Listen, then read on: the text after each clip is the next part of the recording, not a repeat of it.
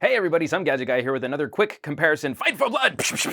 Again, keeping it all in the LG family with a quick look at the G3 versus the G Flex 2. And it's been a really fascinating experiment for me because I feel the G Flex 2 is more of a successor to the G3 than it is the original big phablet-y curved G Flex. We've got very similar overall form factors, though the G Flex 2 does feel just a touch taller than the G3. Both of these phones rocking 5.5-inch screen displays, the same size displays that you would find on a phone like the iPhone 6 Plus, for example, but LG does an incredible job of cramming a larger display into a smaller overall form factor. Both of these phones, for me, are right on the edge, right on the border of that usability discussion that we have to have between flagship phones and phablets. LG should absolutely be commended for their Gallifreyan-like approach to building in larger screens on smaller shells. Of course, we've got that really dramatic curve that bends to the screen. Every time I take the G Flex 2 out in public, people ask me if my phone is bent. And performance in a lot of areas is very, very similar. Camera performance between the G3 and the G Flex 2 is almost identical. We've got the same 13 megapixel shooter, we've got the same back button configuration, power button, volume rocker, though I do like the little texture on the G Flex 2 just a bit more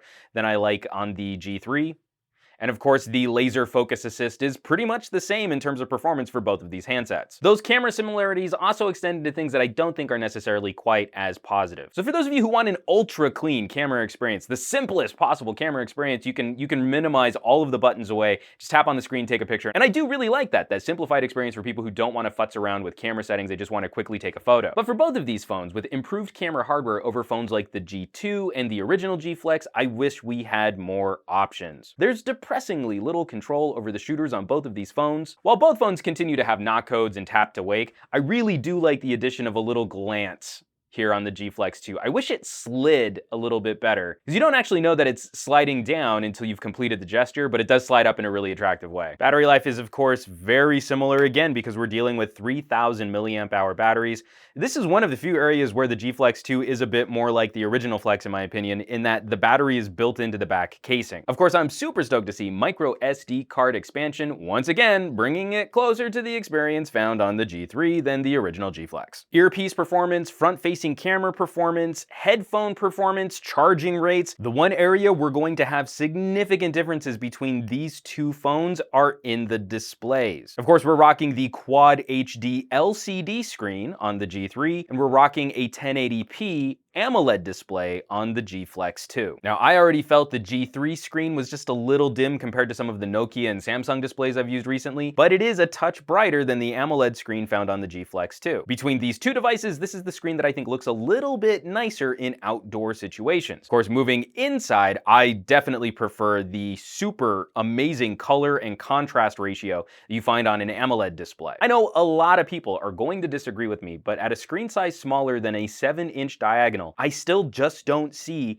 a terrific material advantage to moving to Quad HD over a nicely contrasty, colorful 1080p display. I'm gonna get people flaming me down in the comments. Oh, if you can't see the difference between the pixels on the screen on one and the pixels on the screen on the other, you're an idiot. I am telling you, I can see a difference. I just don't see where this greatly improves the experience of using a smartphone over a slightly lower resolution display. Plus, I think LG got themselves into something of a bind by using a Quad HD screen with the Qualcomm 801 series processor. While I know a lot of people have been concerned about thermal throttling and the performance impact on the Qualcomm 810, this has been an overall far snappier experience than the continued little stutters and lags and the little bit of jank that I get on the LG G3. And when you add that to the subtle ergonomic touches that this curved body and curved screen provide, one that it just fits in the hand a little bit nicer, and that it matches up with the contours of the human face just a little bit better. Overall, I'm just a bigger fan of the G Flex series than I am the G flagship series. I mean, it really shouldn't be any big surprise that the newer phone should perform better than the slightly older phone. Of course,